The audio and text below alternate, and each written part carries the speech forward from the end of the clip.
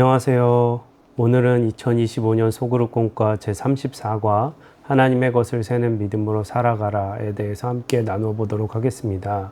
오늘 나누실 하나님의 말씀은 역대상 21장 1절에서 8절까지 말씀입니다. 영상을 잠시 멈추시고 성경을 펴셔서 하나님 말씀을 읽어보시기를 바랍니다. 말씀을 다 읽어보셨으면 오늘의 내용을 같이 읽어보도록 하겠습니다. 어린 시절에 하루 종일 구슬치기를 하며 놀았던 때가 있었는데 구슬치기 놀이는 난생 처음 내 것이라는 소유욕을 강하게 일깨워주는 것이었습니다.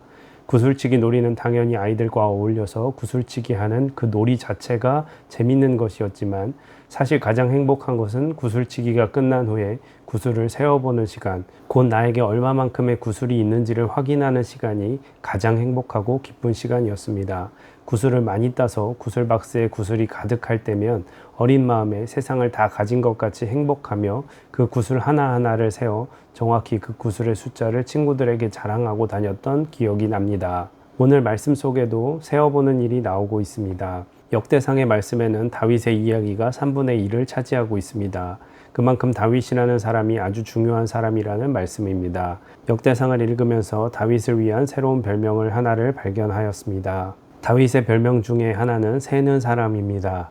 다윗의 별명을 세는 사람이라고 붙이고 나니 다윗의 삶 속에서 두 가지의 분명한 구분이 생겼습니다. 다윗의 삶에는 하나님의 것을 세는 믿음의 모습이 있었고 또 하나는 바로 자신이 가진 것을 세는 불신의 모습이 있었습니다. 오늘 말씀 속에 다윗이 인구조사를 하며 자신이 가진 것이 얼마인지를 세어보는 불신의 모습을 발견합니다.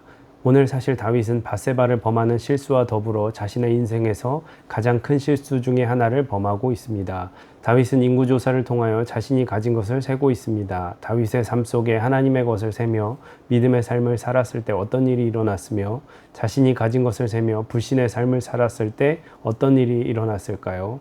첫째, 다윗이 하나님의 것을 세며 믿음의 삶을 살았을 때에는 하나님이 주시는 풍성한 은혜를 누리며 살았습니다. 다윗이 골리앗과 싸울 때 다윗이 무엇을 세웠는지 기억하십니까? 다윗은 자신이 가진 것이 무엇인지 세지 않았습니다. 거인 골리앗을 대적할 힘이 무엇인지 손꼽아 보지도 않았습니다. 다윗은 오로지 하나님의 것만 세웠습니다. 그러니 사무엘상 17장 15절에 너는 칼과 창과 단창으로 내게 나아오거니와 나는 만군의 여호와의 이름 곧 내가 모욕하는 이스라엘의 군대의 하나님의 이름으로 내게 나아가노라 하고 외쳤습니다. 자신의 것이 아니라 오로지 하나님의 능력을 세고 있는 다윗입니다. 내 것이 아닌 하나님의 것을 세는 것이 믿음입니다.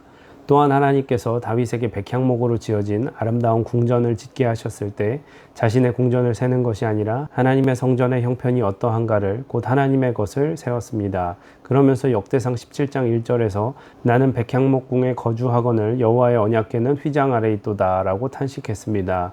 자신의 삶을 얼마나 아름답게 할까가 아니라 하나님의 것을 세며 하나님의 것을 아름답게 하려는 다윗의 모습입니다.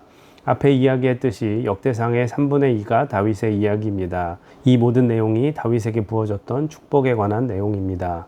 다윗이 하나님의 것을 세는 믿음으로 살 때 어떤 축복이 임하였습니까? 첫 번째, 다윗이 하나님의 것을 세는 믿음으로 살아갈 때 돕는 사람을 붙여주시는 은혜를 경험하였습니다. 역대상 11장과 12장은 비교적 아주 긴 장들인데 그곳에 보시면 다윗의 용사들의 이름이 나열되고 있습니다. 이스라엘의 12지파에서 위대한 용사로 손꼽히는 사람들이 다윗의 충성스러운 사람들이 되었습니다.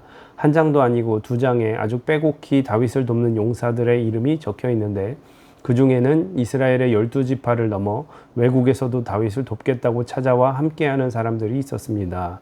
놀랍지 않습니까? 하나님의 것을 세는 그 믿음으로 살아가니 돕는 사람을 붙여주십니다. 하나님의 것을 세는 인생은 하나님께서 붙여주시는 돕는 사람을 만나게 될 줄 믿습니다. 두 번째, 다윗이 하나님의 것을 세고 살아가는 믿음으로 살 때 형통의 은혜를 경험하였습니다. 역대상 14장, 18장, 19장, 20장의 말씀들은 다윗이 자신의 적을 굴복시키는 이야기입니다. 사사시대에 그렇게도 이스라엘에게 고난을 주었던 그 모든 나라들이 모두 다윗에게 굴복되어 항복하였습니다. 다윗이 다메섹 아람의 수비대를 두매 아람 사람이 다윗의 종이 되어 조공을 바치니라. 다윗이 어디로 가든지 여호와께서 이기게 하시니라. 다윗이 에돔의 수비대를 두매 에돔 사람이 다 다윗의 종이 되니라. 다윗이 어디로 가든지 여호와께서 이기게 하셨더라. 하나님의 것을 세는 믿음으로 살아가니 다윗이 어디로 가든지 형통의 은혜를 누리게 되었습니다. 세 번째, 다윗이 하나님의 것을 세는 믿음으로 살아갈 때 주님의 일에 열정적인 삶을 사는 은혜를 경험하였습니다. 열왕기상 18장에 보시면 다윗이 전쟁에 나가 승리할 때마다 그곳에서 얻은 전리품을 하나님의 성전을 짓는 것으로 다 바쳤습니다. 소바 왕에게서는 놋을 많이 빼앗았는데 그것을 성전의 기물을 만들도록 하나님께 드렸습니다. 다윗이 하도람 왕에게 은과 놋을 받았을 때에도 에돔과 모압 그리고 암몬에게 은과 금을 빼앗았을 때에도 하나님의 성전을 짓기 위하여 그것들을 하나님께 바쳤습니다. 하나님의 것을 세는 믿음으로 살아가니 다윗은 주님의 일에 열정적인 삶을 사는 은혜를 누리게 되었습니다. 역대상의 3분의 2의 내용 거의 모두가 바로 다윗이 하나님의 것을 세며 믿음의 삶을 살아가던 때 누렸던 은혜에 관한 이야기입니다. 둘째, 다윗이 자신의 것을 세는 불신의 삶을 살았을 때에는 하나님의 은혜를 하나도 경험할 수가 없었습니다. 역대상 21장은 다윗이 이스라엘의 인구조사를 하는 것입니다. 대부분의 나라들의 인구조사, 곧 인구 센서스를 많이 하는데 다윗이 인구조사를 한 것이 무엇이 잘못되었다는 것입니까? 다윗이 인구조사를 하게 한 것은 21장 1절에 보시면 사탄이 다윗을 충동질한 것입니다. 무엇을 충동질한 것입니까? 그것은 내가 가진 것이 얼마인지를 확인하는 것이 인구조사였습니다. 다윗이 하나님의 것을 세지 않고 내가 가진 것을 확인한다는 것이 무슨 뜻입니까? 다윗이 더 이상 하나님을 의지하지 않고 자신이 가진 것을 의지하게 되었다는 뜻입니다. 자신의 것을 부여잡고 스스로 교만하게 되었다는 의미입니다.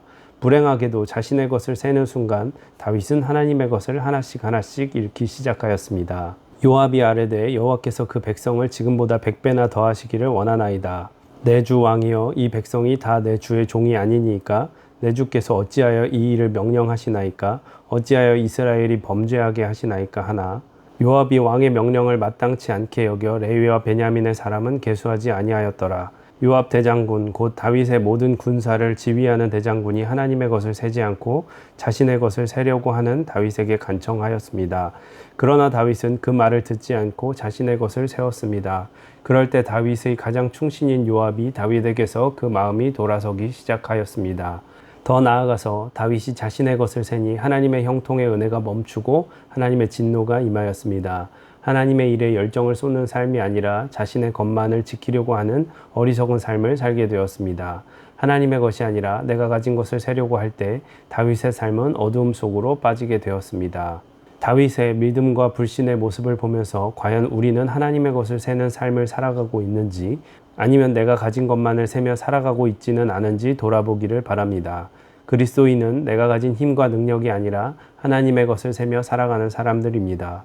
우리가 가진 것이 아니라 하나님의 것을 세며 고백하며 하나님의 능력과 권능을 세며 다윗과 같이 하나님께서 붙여주시는 도움의 손길을 경험하는 우리가 되기를 바랍니다.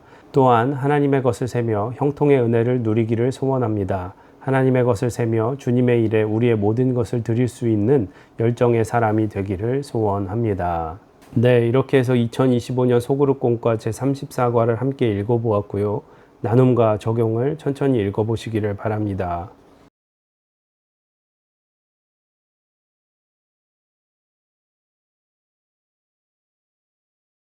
나눔과 적용을 다 읽어보셨으면 오늘 주님께서 주신 마음을 붙잡고 기도하시고 또 교회에 여러 중보 기도를 하신 후에 마치시면 되겠습니다.